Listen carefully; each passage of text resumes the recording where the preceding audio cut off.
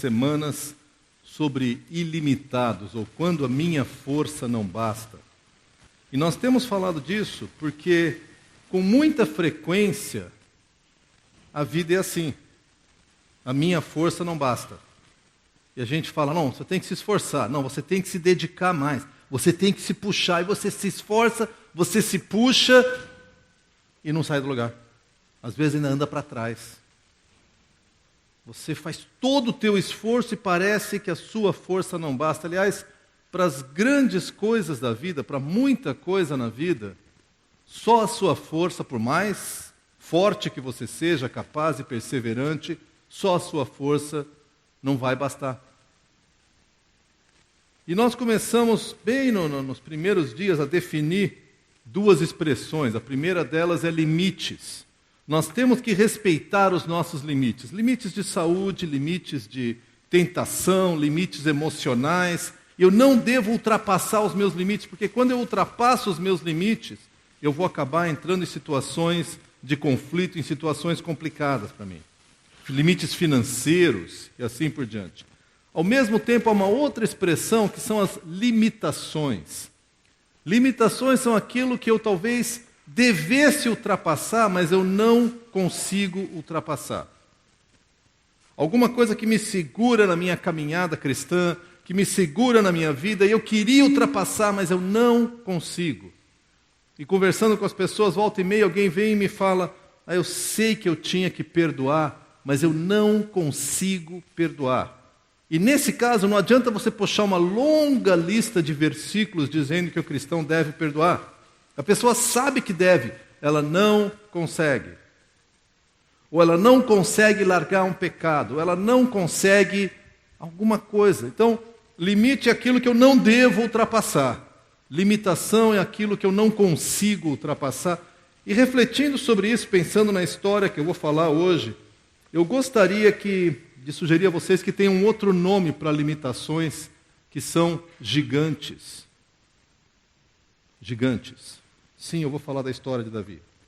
Mas o que eu quero que você imagine comigo, enquanto nós nos preparamos aqui para ouvir a história e começar a aprender, é que na nossa vida nós temos gigantes. Eu não sei qual que é o gigante. Para algumas pessoas pode ser depressão. Quem passou por depressão sabe que é uma coisa que não tem fim. Parece que ela é gigantesca. Você sabe que você tem que começar a agir, mas a sua cabeça te segura, seu coração te segura, você não tem vontade de levantar da cama de manhã, ou pior, às vezes você não aguenta mais a cama, mas também não quer sair da cama. Você olha ao redor e está tudo escuro, e as pessoas dizerem para você, tem coragem, força, não resolve nada, às vezes te empurra mais para baixo. Pode ser o gigante de um relacionamento que foi rompido, sobre o qual você não tem mais controle. Talvez com seu filho, talvez com seu pai, talvez com alguém mais. E você tenta, mas é um gigante para você, não dá para enfrentar gigante. A realidade é que, quando eu tenho que enfrentar gigantes, é uma das situações que eu sinto minhas maiores limitações. Quando eu vejo um gigante, eu quero sair correndo, não quero partir para cima dele. Eu quero ir para qualquer lugar. Pode ser o gigante da solidão, pode ser o gigante das doenças, pode ser o gigante... Vocês põem os nomes. E cada um de nós tem alguns gigantes na sua vida. Aliás, alguns gigantes que já se tornaram velhos conhecidos. Ele aparece lá na esquina e você fala, olha ele aí de novo. E você se encolhe, você foge... Gigante de pecados que você não consegue abandonar. E uma característica dos gigantes é justamente o medo. E eu olhei bastante essa semana, tentando entender um pouco mais essa emoção do medo. Medo é uma coisa que todos nós temos. A princípio nós achamos que o medo é uma coisa ruim. Em alguns casos o medo é uma coisa boa. Porque na verdade o medo é uma reação tanto emocional quanto física. E ela injeta uma série de substâncias no seu corpo, a adrenalina é uma delas, na qual você se prepara ou para lutar ou para fugir. Então, em algumas situações, é bom ter medo. É bom ter medo de andar sozinho num lugar escuro onde você sabe que podem ocorrer assaltos. É bom ter medo quando alguém começa a chegar perto de você com algumas propostas, algumas insinuações que você fala, opa, isso aí é uma fria, estou caindo fora. O medo é ruim quando ele te paralisa, e com frequência ele te paralisa. Muitos anos atrás, no século passado, não quer dizer quase nada isso, mas no século passado, eu estava numa viagem no Canadá, nós estávamos num parque, e de repente veio uma avalanche de um bloco de gelo que soltou da montanha e veio para cima da trilha. Eu estava bem no meio do grupo, metade do grupo correu para frente, metade do grupo correu para trás, e eu fiquei parado no meio do caminho. Fiquei brincando de driblar a pedra de gelo. Graças a Deus, nenhuma delas passou muito perto, mas elas vieram rolando, passaram, não era uma coisa grande, mas passaram rolando e eu parado, assim meio abobalhado, seria o termo certo. No final, o líder do grupo falou, Daniel, por que você ficou parado? Eu falei, porque eu não consegui me mexer. Medo aí é perigoso. Medo aí é bobagem, porque ele te paralisou.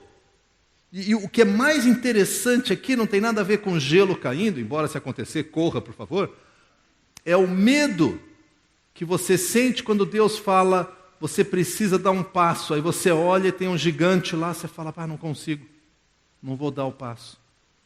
Eu devia falar de Jesus, mas eu tenho medo de falar de Jesus.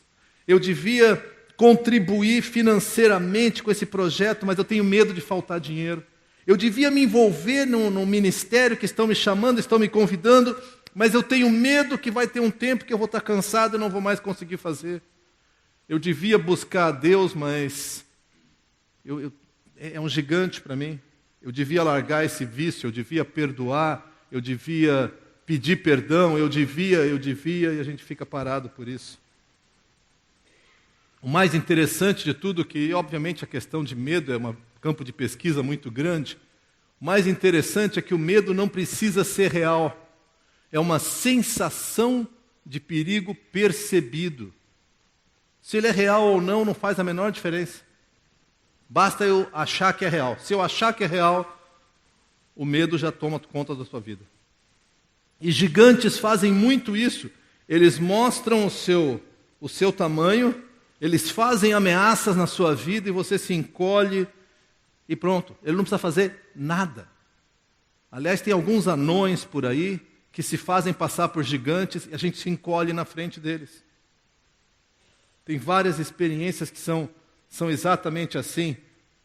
Anos atrás também eu fui visitar uma fazenda de avestruz. Eu fiz algumas coisas estranhas nessa minha vida, essa foi uma delas. E eu achei muito divertido aquele frangão enorme, né? O bicho é maior do que eu. Daí eu falando com o tratador, eu falei, mas como é que você trata? Porque ele é perigoso, ele pode dar uma patada, ele tem umas garras assim, né? Ele é um animal, ele falou, é simples. Vou te mostrar. Ele pegou uma vassoura e ele levantou a vassoura, aí o avestruz levantou o pescoço, ele levantou a vassoura acima e o avestruz se encolheu. Então ele entrava no viveiro lá do avestruz, com a vassoura levantada e brincando, falando assim, o avestruz acha que eu sou maior que ele. Era só levantar a vassoura mais alto e o avestruz já... O que tem de crente avestruz nesse mundo é ou não é? O diabo vem e faz assim, a gente... é verdade, eu não consigo. Gente, como isso é terrível. Deus pede da gente um compromisso maior com Ele e fala, vamos nos comprometer a fazer um discipulado, a me encontrar regularmente com alguém, e você tem vontade, mas aí naquela semana você trabalha 12 horas por dia e tem mais compromisso, e o carro quebra, e tem isso e tem aquilo, você termina a semana falando, não tem jeito de eu me envolver com discipulado, eu não tenho tempo para isso. E o diabo está com a vassoura levantada falando, tá vendo? Eu sou mais forte que você. Basta a gente perceber, isso é que torna o medo tão poderoso em termos da intimidação. Se eu conseguir intimidar alguém, a pessoa para. Vocês já pensaram, por exemplo, nessas competições de judô, por que o atleta de judô ele grita antes de dar o golpe? Porque ele desconcentra o oponente, ele assusta o oponente. E ele, ao mesmo tempo que ele, com o grito, ele se concentra, o outro perde 1 segundo de concentração e é só o que precisa. Ele vem e... Cachorro faz muito isso, já viu? Aqueles cachorrinhos pequenininhos, eles chegam perto latindo como se eles tivessem 2 metros de altura. Se você recuar, ele fica maior ainda. Aí ele fica poderoso. Mas se você bater o pé, ele já fica em dúvida. Abra comigo em 1 Samuel.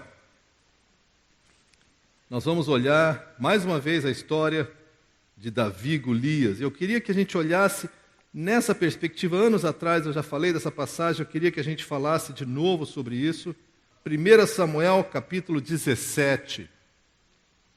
Nós vamos olhar o capítulo todo, não vou ler todo ele, porque a parte da história muitos de vocês já conhecem. Mas o que importa aqui para nós? Importa que nesse tempo Israel tinha um rei, que era o rei Saul, que inclusive, quando ele se torna rei, ele era um homem mais alto do que os outros. Ele se sobressaía dos ombros para cima de todos os outros homens. Devia ter quase 2 metros de altura naquela época, e isso o tornava um gigante entre os israelitas. De qualquer maneira, Saul era o rei. Só que Saul já havia parado de obedecer a Deus. Com isso, Deus mandou Samuel ungir o novo rei, que era um jovenzinho, pastor de ovelha, filho caçula, chamado Davi. Davi já havia sido ungido novo rei. Ele não era rei ainda. E Saul não estava muito feliz com essa história. Os grandes inimigos de Israel nessa época, e muitas outras épocas, eram os filisteus. Então, quando nós chegamos aqui em 1 Samuel, capítulo 17, verso 1, nós lemos assim: os filisteus juntaram suas forças para a guerra e se reuniram em Socó de Judá. E acamparam em Efés-Damim, entre Socó e Azeca. Saul e os israelitas reuniram-se e acamparam no vale de Elá, posicionando-se em linha de batalha para enfrentar os filisteus. Os filisteus ocuparam uma colina e os israelitas outra, estando um vale entre eles. Esses nomes são muito estranhos, mas além disso, o que eu quero destacar aqui é só a geografia do local, porque ela tem muito a ver com a nossa história. Haviam 2 colinas, numa delas ficaram os filisteus, na outra ficaram os israelitas. E aqui eu preciso lembrar, você já viu briga de guri na escola? Vem cá me pegar se tu é homem, cruza essa linha, quero ver. E fica um provocando o outro. O que eles estão fazendo é criando coragem, tá? Porque nenhum deles tem muita coragem de partir para cima, então, vem você, não, sei você se tu é homem. Não, se tu é homem, tu cruza, vem cá. No caso aqui era um pouco mais que isso, porque quem atacasse o outro ia ter que passar pelo vale e atacar morro acima. E havia muitas vantagens de você atacar morro abaixo. E quando eles faziam a fileira, eles punham os escudos na frente, então era como atacar uma parede de escudos. Não era a coisa mais confortável do mundo. Fazer isso morro acima ainda era mais complicado. Então eles ficavam se provocando para ver quem é que avançava e ia na frente. Verso de 4 a 7. Um guerreiro chamado Golias, que era de Gate, veio do acampamento filisteu. Ele tinha 2,90 metros de altura. E vestia uma couraça de escamas de bronze que pesava 60 quilos. Eu não vou perguntar quanto você pesa, tá? Posso constranger alguns. Mas a minha esposa está pesando menos que 60 quilos. Seria como eu andar por aí com ela pendurada no pescoço. Pode até parecer romântico, mas é pouco prático, né? E esse cara ia para a guerra, para a luta, carregando 60 quilos pendurado no pescoço. Uma couraça de bronze. Mas fica pior a coisa ainda. Ele tinha 2,90 de altura, uma armadura de 60 quilos. Ele carregava uma lança. E ele diz que a haste da lança era como uma lançadeira de tecelão. O pessoal não sabe descrever exatamente a espessura disso, mas era uma coisa enorme. E a ponta da lança pesava mais de 7 quilos. E ele carregava aquela lança assim para atirar. Então você imagina, o cara com uma vara na mão e na ponta tem um pacote de açúcar de 5 quilos, no caso 7, né? Para ele equilibrar. Isso era o que ele andava normalmente. Nas pernas usava caneleira de bronze, tinha um dardo de bronze pendurado nas costas. A haste da sua lança era parecida com uma laçadeira de tecelão, cuja ponta de ferro pesava 7,2 kg. Seu escudeiro ia à frente dele. Além de tudo isso, ele tinha um escudo que, dizem os especialistas, tinha mais ou menos 1,80 m de altura. Calcula comigo. Eu tenho 1,80 m. Houve um tempo que eu tive 1,85 m, mas com o tempo eu tenho diminuído. Tá? 1,80 m mais ou menos. O escudo na frente era isso aqui. Aí tem mais 1 metro de gigante para cima. E esse cara vem com uma lança que é sei lá, parece um poste aquela lança, né? E ele vem para cima, esse era o Golias, que se apresentou. E é muito interessante quando surge o gigante, porque o gigante ele sempre faz ameaças. O gigante, para ser gigante, ele tem que ser enorme e precisa ser assustador. Senão não perde o seu efeito. Então o gigante chega e ele faz uma série de ameaças, que nós lemos agora. Golias parou e gritou às tropas de Israel: por que vocês estão se posicionando para a batalha? Não sou eu um filisteu e vocês servos de Saul? Escolham um homem para lutar comigo. Se ele puder lutar e vencer-me, nós seremos seus escravos. Todavia, se eu o vencer e o puser fora de combate, vocês serão nossos escravos e nos servirão. E acrescentou: eu desafio hoje as tropas de Israel. Mandem-me o homem para lutar sozinho comigo. Ao ouvirem as palavras do filisteu, Saul e todos os israelitas ficaram atônitos e apavorados. Nem podia ser diferente, né? É lutar contra uma fortaleza que surge ali na frente. Eu quero que você comece a pensar no seu gigante agora. Não sei qual que é o seu gigante. Pode ser para alguns de nós, o que eu vou fazer na minha aposentadoria? Será que eu vou ter dinheiro suficiente? O que eu vou fazer quando eu parar de fazer o que eu estou fazendo agora? O que eu vou fazer se isso acontecer ou se aquilo acontecer? Como é que eu vou lidar com as lutas da minha vida? E se o exame vier com resultado positivo ou negativo, ou a doença se manifestar? Ou se realmente aquilo que eu tanto tenho medo acontecer? O gigante fica ameaçando. E a ameaça dele é muito parecida. A primeira coisa ele diz: vem lutar comigo. Você tem que me enfrentar. Eu não vou sair daqui. E alguém podia falar: é covardia, né, cara? Olha o teu tamanho. O gigante não está nem um pouco preocupado com isso. É injusto, ele fala: exatamente, sou eu mesmo, é comigo. Injustiça é comigo mesmo, pode vir. E ele faz outras ameaças: olha, se você vencer, acabou. Mas você olha o tamanho do cara, as armaduras, as armas, olha para si mesmo e fala: não tem como eu vencer. E essa é a principal característica que o gigante vai usar na sua vida. Você não consegue. E sabe o que é pior? Ele tem razão. Você não consegue. Minhas forças não são suficientes. Eu não consigo vencer. Eu tenho ajudado algumas pessoas. No passado, ajudei uma pessoa que lutava tremendamente com pornografia. Cristão, fiel a Deus, amava Jesus e lia a Bíblia. E ele me explicou: Daniel, a minha luta com pornografia é que eu trabalho com informática. Ele falou: e aí eu limpo o meu computador, tiro tudo que existe ali, e eu sei exatamente onde está. E eu começo a trabalhar e vem as imagens de novo. E se não vier, eu vou atrás delas. Ele falou: e é assim, é o tempo todo, eu não consigo me libertar disso. Ele falou: já pensei em abandonar minha carreira. Ele falou: mas o que eu vou fazer para sustentar minha família? Esse é um gigante muito sério e que ataca muitos dos homens cristãos, eu diria quase todos. O gigante vem e fala: eu vou te matar, eu vou te pegar, e eu sou muito forte, e você não consegue comigo. Se você vencer, tudo bem, mas você olha e fala: ridículo, claro que eu não vou vencer. Situação boba.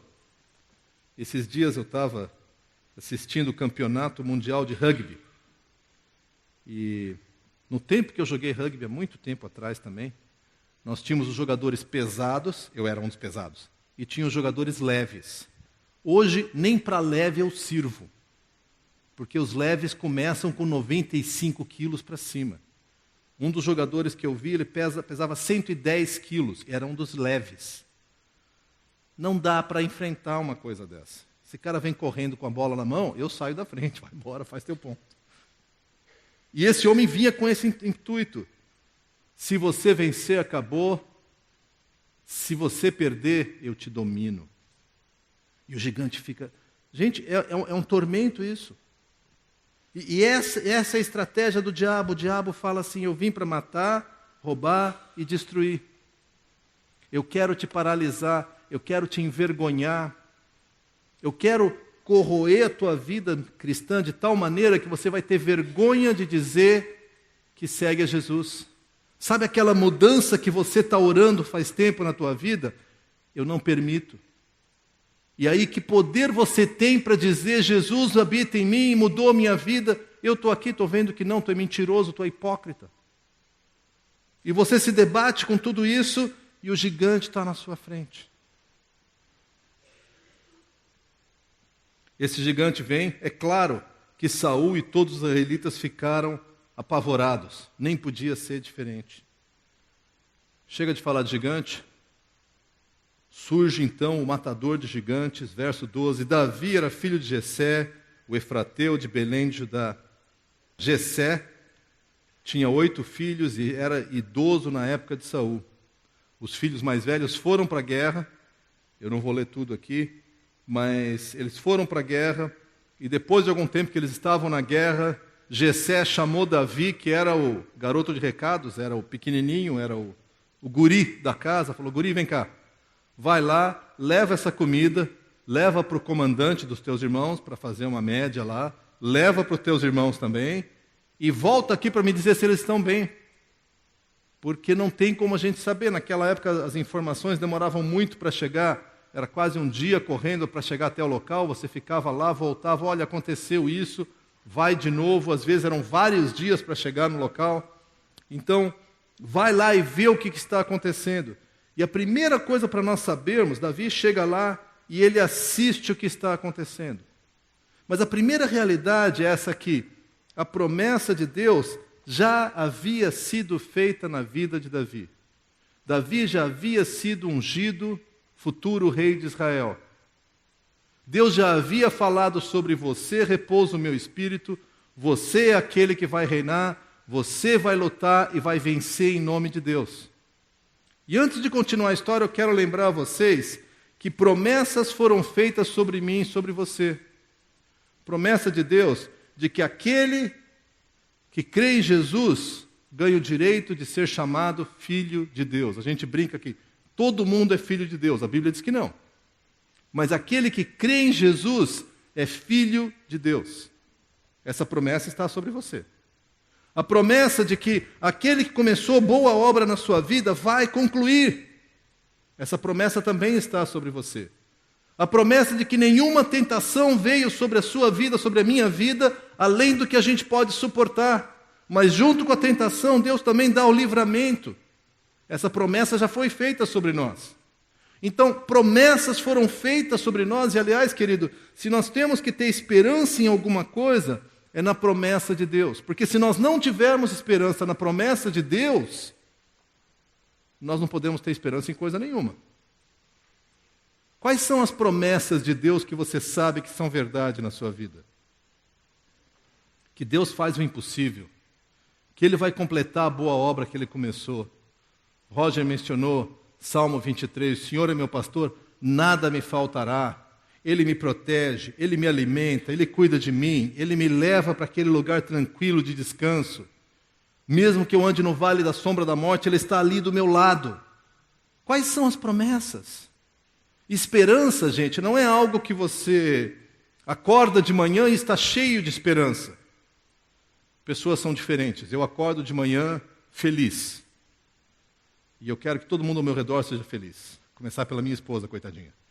Então eu acordo de manhã contando piada, que eu acho divertidíssima minhas piadas. Nós temos 50% de pessoas naquele quarto que acham minhas piadas divertidas. Eu.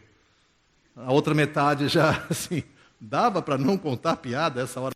Eu sei que tem pessoas... Esperança, gente, não depende de temperamento. Esperança não é uma questão de bom humor ou de pessoas que acordam felizes de manhã. Esperança é a certeza que aquilo que Deus prometeu, Ele vai fazer. Muitas vezes nós precisamos esperar contra aquilo que a gente vê. A esperança se levanta contra o gigante. Porque se eu não tiver esperança, eu vou correr de todo gigante. Apesar das evidências, há um Deus que diz, eu cuido de você. Você acredita nisso? Você tem afirmado isso na sua vida? Havia, quando eu era pequeno, uma série de cartõezinhos chamados Preciosas Promessas. Nunca mais vi isso. Mas era uma coisa interessante. Não sei quantos aqui conheceram isso. Ainda existe, né? Não sei, mas era legal. É que algumas pessoas faziam quase que um horóscopo cristão com aquilo. Vamos ver a sorte de hoje. Isso é bobagem, tá? Não é nada disso. Agora, as promessas eram todas verdadeiras. Acho que a gente podia reproduzir isso, né? Contanto que você não faça horóscopo. Tá? É só puxar e falar, estou contigo, o Senhor é o meu refúgio. Nele eu posso confiar. As promessas do Senhor são todas verdadeiras. Posso me ocultar debaixo das suas asas. Ele é torre segura. Gente, nós precisamos alimentar nosso coração com esperança. E a esperança vem pela palavra de Deus. Não pelo meu bom humor ou mau humor. Não pela minha atitude otimista ou pessimista. Porque se for assim, aqueles de nós que temos por temperamento ou personalidade uma tendência ao pessimismo, estamos sem esperança. A promessa já havia sido feita. No entanto, gente, o gigante era ousado. Aliás, essa é a característica de gigante. O gigante vai ficando cada vez mais corajoso. Ele toma um pedacinho e você concede, porque o cara é grande, né?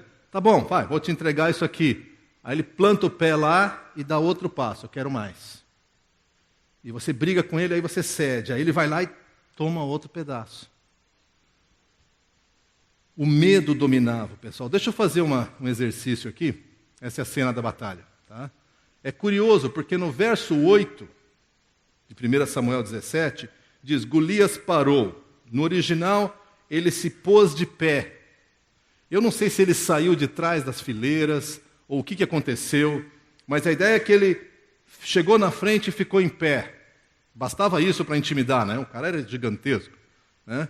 Então, ele se colocou em pé com aquele escudo, com todo aquele armamento, só isso já intimidava.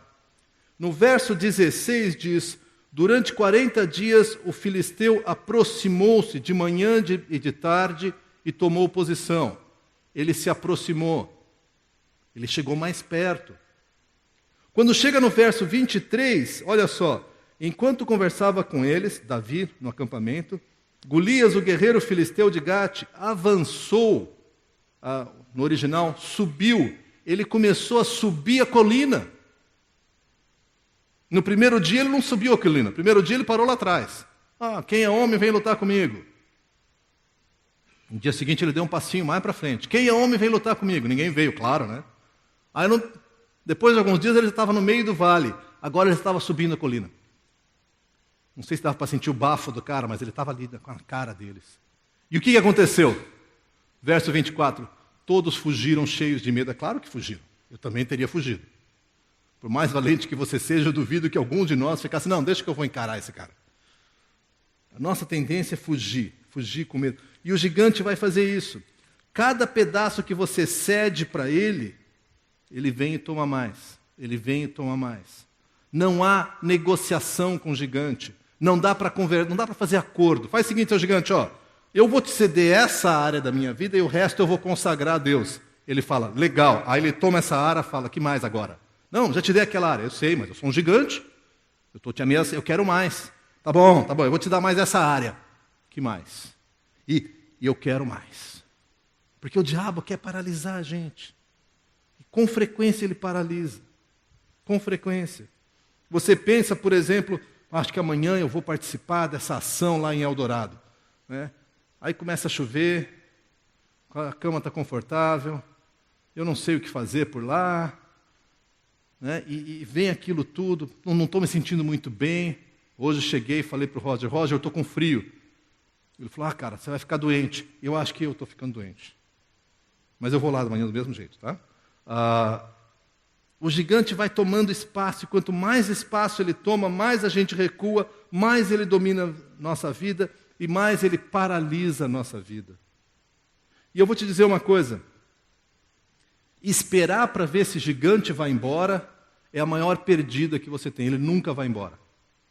O gigante nunca vai largar. Só tem um jeito de você enfrentar o gigante, é partir para cima dele. Vou esperar bem quietinho, quem sabe ele vai embora. Não vai. Se você não fizer nada, ele vai tomar mais espaço na sua vida.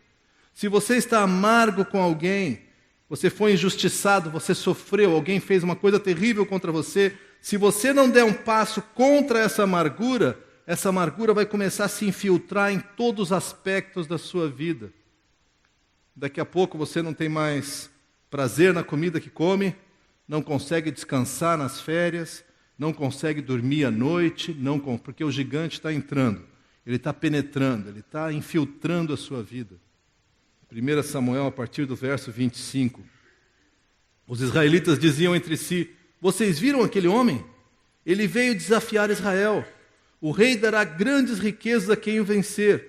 Também lhe dará sua filha em casamento e isentará dos impostos em Israel a família do seu pai. A proposta era boa, né? Davi perguntou aos soldados que estavam ao seu lado. Davi está assistindo isso tudo, está vendo o gigante chegar perto.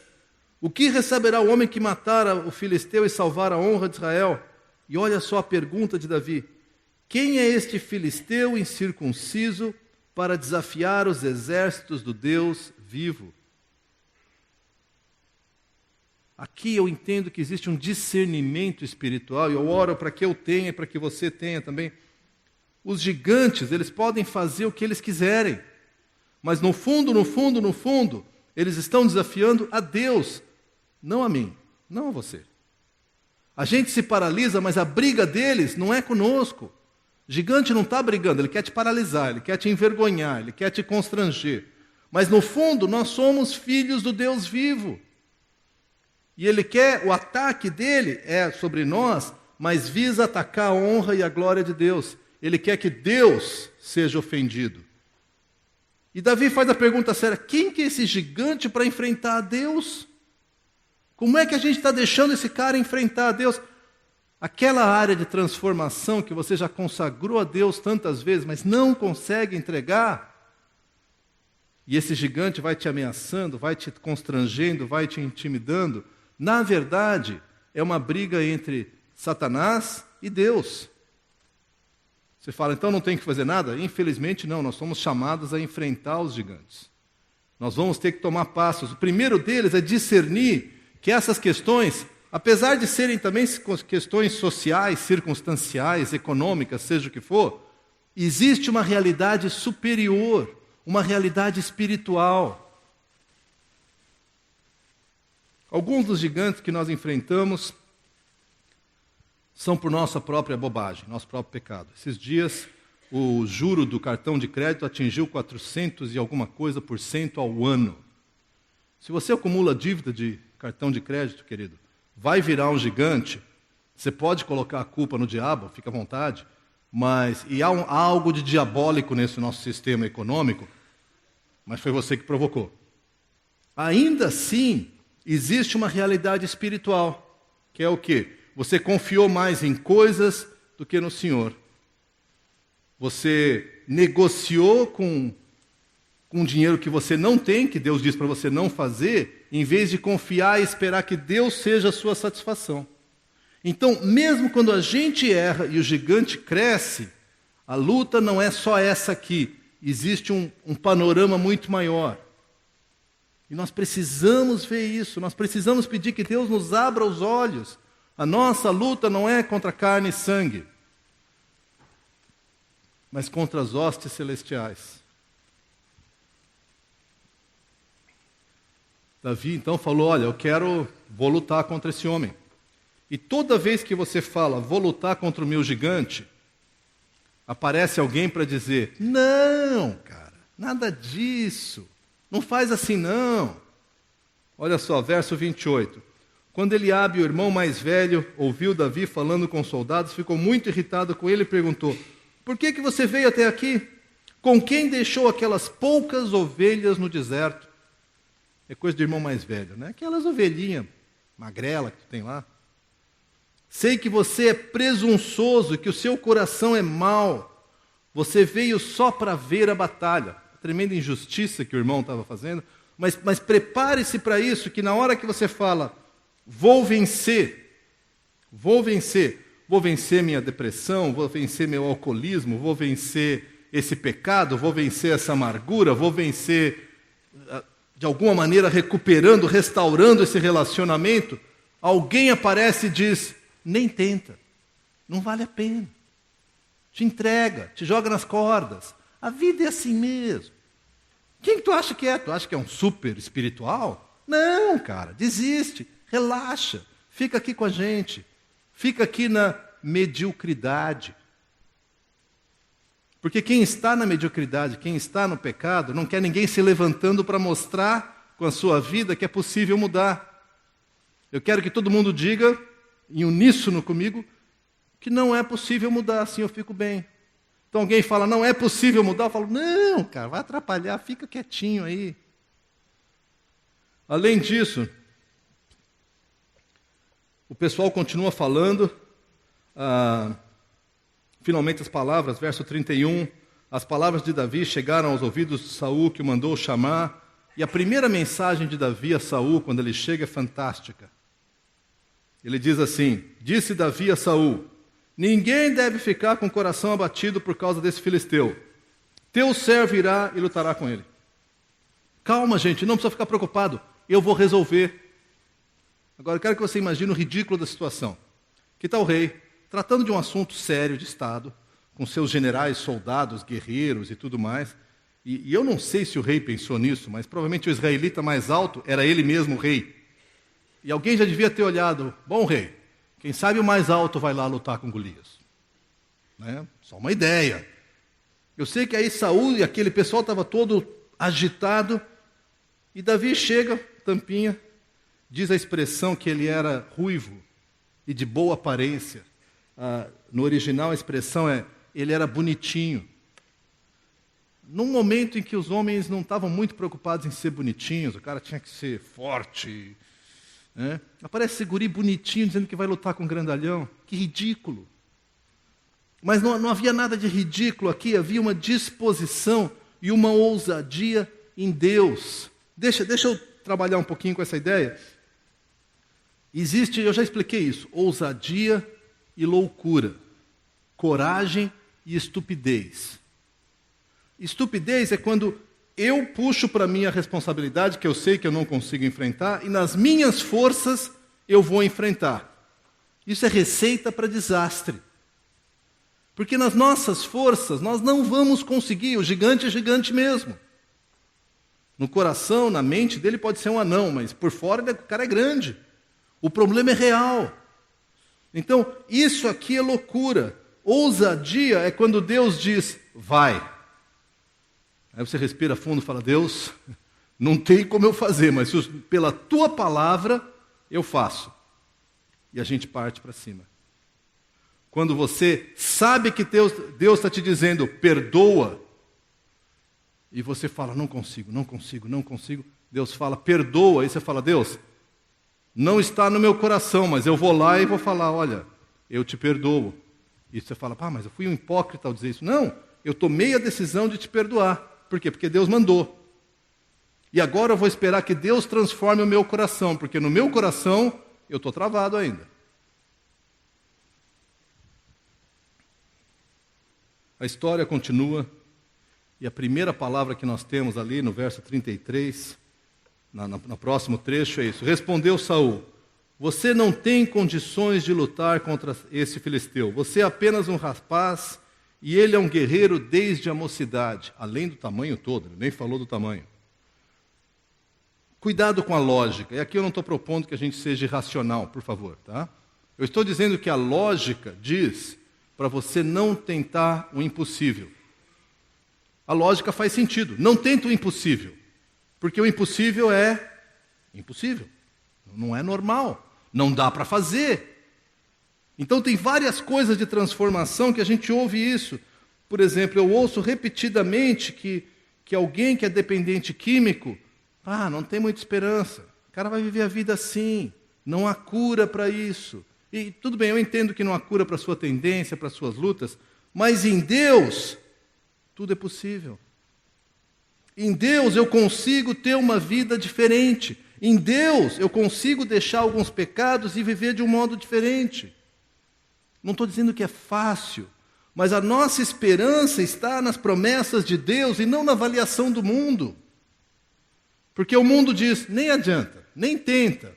A vida é assim mesmo, te entrega. Faz o melhor que tu puder, mas olha, não espere muito que você vai ficar decepcionado. E Deus diz, confie em mim e eu vou fazer. Entrega o teu caminho para mim, o resto eu faço.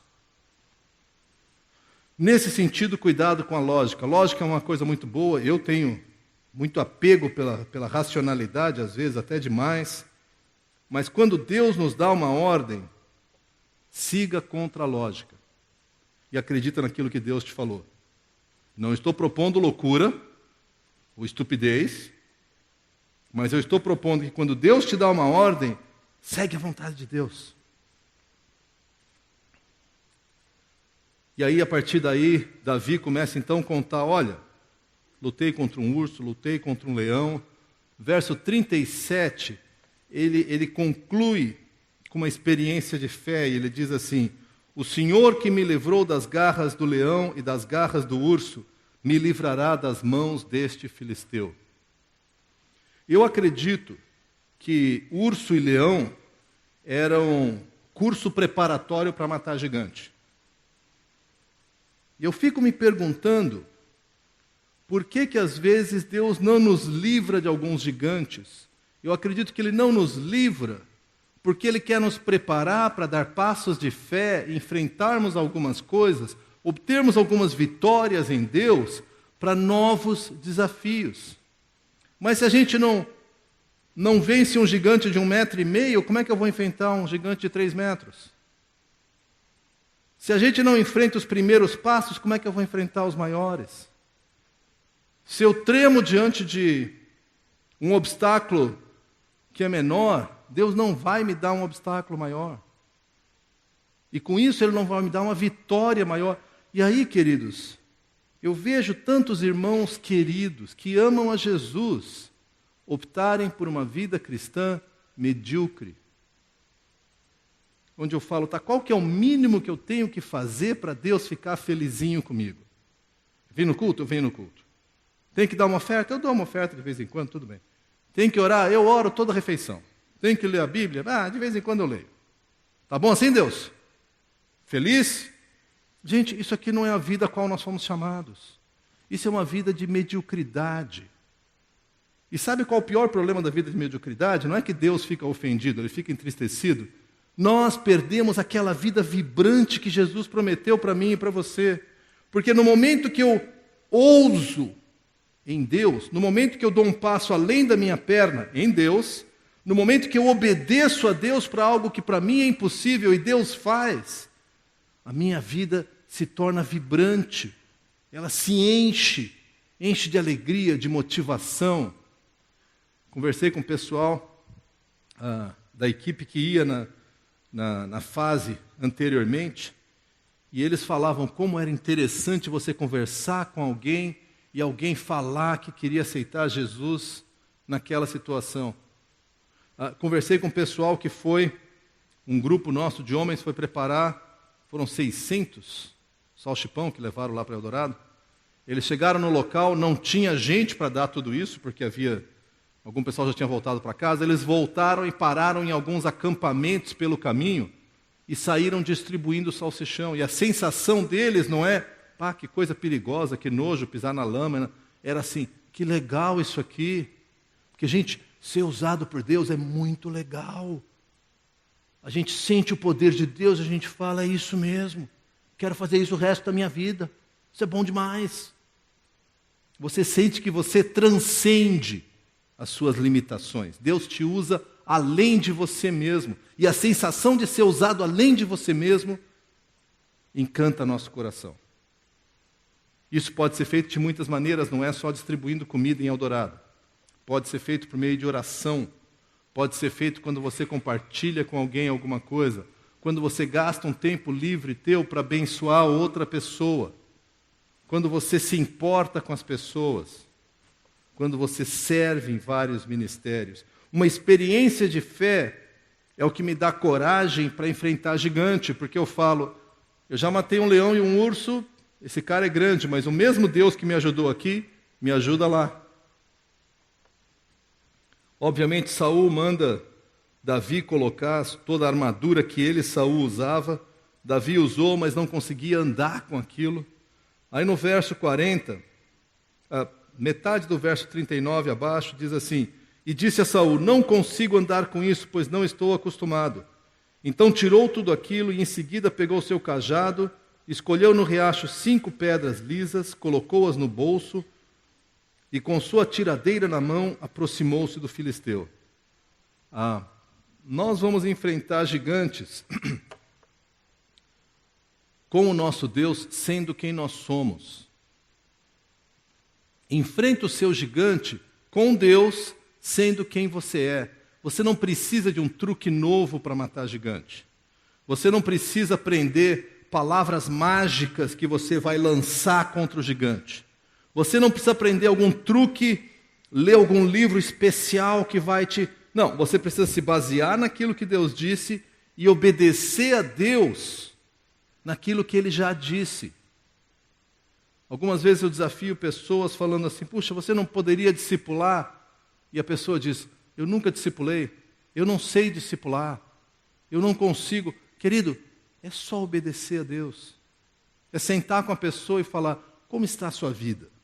Olha, vamos ler junto a Bíblia. O que diz para você? Diz isso? Eu quero orar por você. Você faz do seu jeito. Mas nós sempre achamos que deve ter alguma armadura especial, algum truque especial. Anos atrás, conversando com uma pessoa que eu achei que conhecia muito de teologia, ela falou, não, porque para expulsar um demônio você tem que saber o nome do demônio. Eu falava, mas a Bíblia não diz isso. Não, mas tem que saber, porque senão ele não vai embora. Primeiro que isso não é bíblico, mas eu falei, tá, e como é que você descobre o nome do demônio? Pergunta para ele. Falei, bom, deixa eu ver se eu entendi. O diabo é o pai da mentira. O demônio deve ser o mentirinha. Eu vou perguntar para ele o nome dele. Gente, existe muita fantasia. E passo de fé não depende de fantasia, depende de nós nos dispormos na mão de Deus. Senhor Deus, é para perdoar? Eu não sei como fazer isso.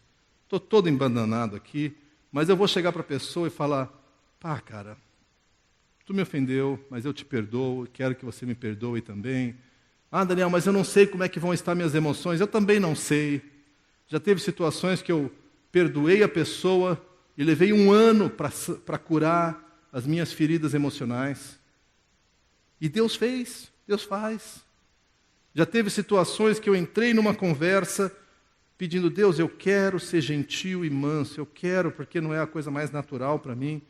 E de repente ali no meio eu sinto o Espírito Santo me dando uma mansidão. Daniel, como é que tu fez isso?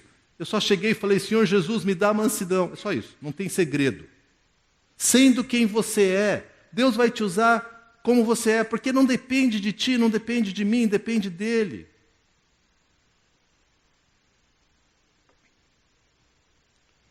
Nós conhecemos o final da história, mas eu quero repassar aqui. Verso 41. Enquanto isso, o filisteu com seu escudeiro à frente, tinha isso ainda, aquele escudo de 1,80 m, tinha um homem que carregava o escudo para ele. Era uma fortaleza portátil. Enquanto isso, o filisteu com seu escudeiro à frente vinha se aproximando de Davi. Olhou para Davi com desprezo, viu que era só um rapaz ruivo e de boa aparência, meio bonitinho, e fez pouco caso dele.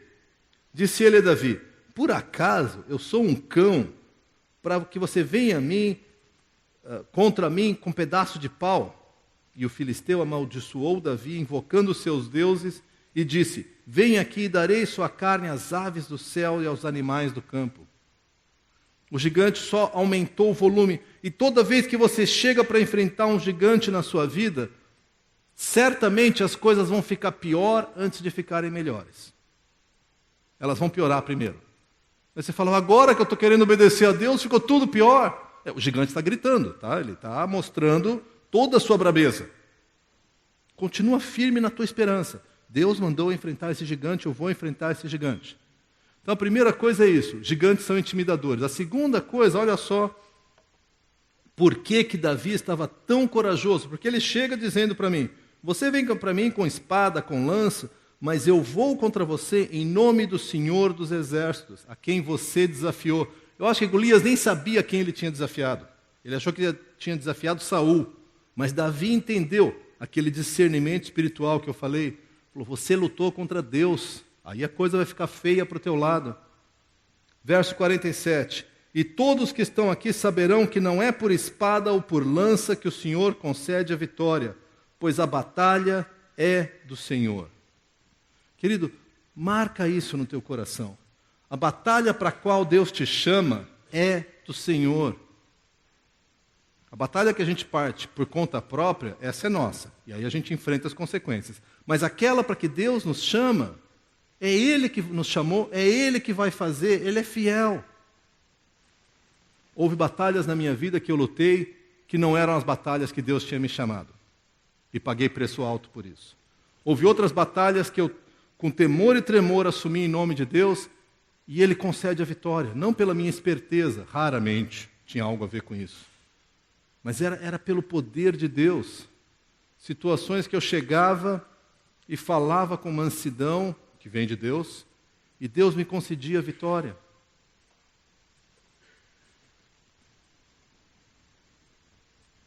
De novo, discernimento espiritual. Eu quero... O final da história nós conhecemos. Davi lançou uma pedra contra a testa de Golias. E é curioso, pelo que eu pude entender, a maioria dos capacetes que se usava naquela época, ela cobria toda a testa, às vezes até o nariz. E Golias estava tão orgulhoso, tão arrogante, que ou ele não colocou o capacete, ou ele deixou levantado, eu não sei o que ele fez, mas eu sei que a testa dele estava descoberta. E foi exatamente ali que o Senhor fez a pedra bater. Ah, porque Davi era bom de pontaria? Eu imagino que ele era bom. Mas, gente, desculpa, nessa situação tenho certeza que foi Deus que dirigiu aquela pedra. Davi lançou a pedra, mas foi Deus que derrubou. Mas eu quero que você repare numa coisa aqui. Verso 48 em especial. Antes de morrer, quando o filisteu começou a vir na direção de Davi, este correu para a linha de batalha para enfrentá-lo. Você lembra que o exército de Israel correu do gigante? Agora aqui vem esse tanque de guerra ambulante, e Davi está parado, ele podia falar, bom, vou aqui pegar o melhor ângulo do gigante, vou me preparar. Não, ele sai correndo para cima do gigante. Tirando uma pedra do seu alforje, arremessou-a com a tiradeira, atingiu o filisteu na testa, de tal modo que ela ficou encravada. E ele caiu com o rosto no chão. Querido, eu não sei qual que é o teu gigante. Eu tenho aqui os meus gigantes, que eu luto com eles, e eles são feios, e eles me assustam. E tem dias que se eu pudesse jogar a toalha, eu jogava. Confesso com vergonha para vocês que tem dias que eu dizia assim, Senhor Jesus, se o Senhor pudesse voltar agora, seria tão bom, tão bom. Quando eu era pequeno, devia ter uns 15, 16 anos, recém-convertido, e me explicaram que um dia Jesus ia voltar, e eu me lembro uma vez indo para uma prova para a qual eu não tinha estudado, falando, puxa, Senhor Jesus, o Senhor podia voltar agora, né? Antes de eu fazer a prova. Ele não voltou, eu fiz a prova, infelizmente. Mas tem outros momentos em que a coisa não é uma coisa assim de fazer prova. É uma coisa que eu sinto assim tristeza, que eu sinto desânimo, que eu sinto vontade de fugir. Eu sinto vontade de correr para longe do problema. Num período que eu tive depressão, eu lembro que uma vez, chegando em casa, eu estava bem confuso na época, eu falei para Ana Paula, pai, eu quero desistir de tudo. Ela falou do ministério, eu falei, não, de tudo. Do ministério, da igreja, da família, da vida. Eu queria achar um buraco para me esconder. Era uma época, gente, que eu dormia o mais tarde possível, para ficar com bastante sono. E eu acordava no meio da noite. E durante o dia eu ficava doido para chegar de noite para eu ir dormir. Durante a noite eu ficava doido para chegar de dia para eu poder sair da cama.